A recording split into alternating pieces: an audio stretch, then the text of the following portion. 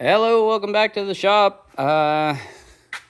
Gorgeous day, although a little hot up in Ontario, Canada. So the JCT brush cutter.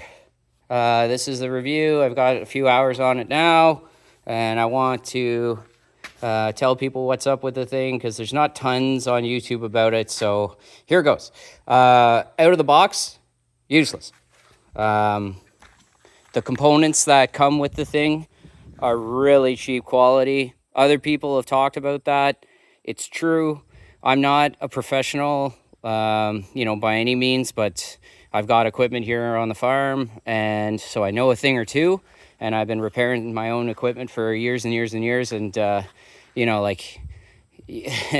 when you know. So, yeah, just useless, and then, and dangerous. So the blades, the bolts, that hold the blades on, they're just going to fail immediately. So, as the unit as a whole, is it junk? No, but out of the box, there are things you need to address immediately, or you're going to have problems and it's potentially dangerous. And to give you an example of that, the only real damage that I've got on the thing is here. I don't know if you can see that bulge there with the lack of paint. That's from when the blade flew off. And that was after about 10 minutes of cutting. So, I had already looked into this thing. I'd already been conscious of that. When you're operating it, please be careful. It's a dangerous piece of equipment. The blades are going to fly off almost immediately. Where to get them? You can modify it to accept standard kind of brush hog blades. But Lancaster Parts out of the US, shout out to them. They've got the exact parts you need.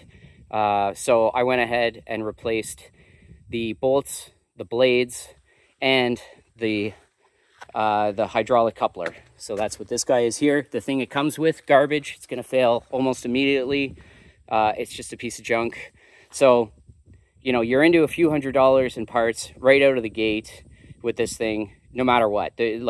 Go ahead and try if you want, but it's a waste of time. You're going to get stuck, or you're going to potentially damage somebody's property or hurt yourself when these blades fly off, because they're going to go. Also, things that people mention: put oil in the gearbox. It comes empty. I was aware of that, so thankfully I filled it up before I started. The blade carrier, so let's see if I can get in here. The blade carrier, the thing that attaches to the blades, it's got a bit of a shimmy in it. I'm not sure exactly what's up with that. I'm not going to worry about it for now. It seems to be functioning fine, and it's not so out of balance that it doesn't do anything. So another shout out. So what can you do once you've replaced those parts? What's the other thing that I did? There's two things. Shout out to Diesel Creek. That guy seems, smarter than me anyway.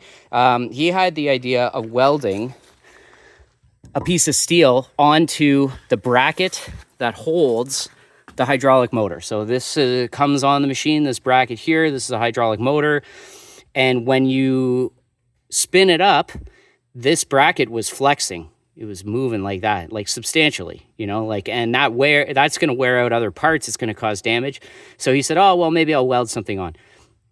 As soon as I noticed it, I thought, yeah, that's a great idea. So that's what I did. I got this piece of lintel, angle steel, and welded that on, and it just runs across, and that is super stiff now. It doesn't flex at all, and I feel like that was probably a good idea. The other thing was on the skid steer quick attach. Look at my shadow here. I'm going to point to it. So on this side specifically, that steel, it wasn't wide enough to lock down my skid steer to the machine.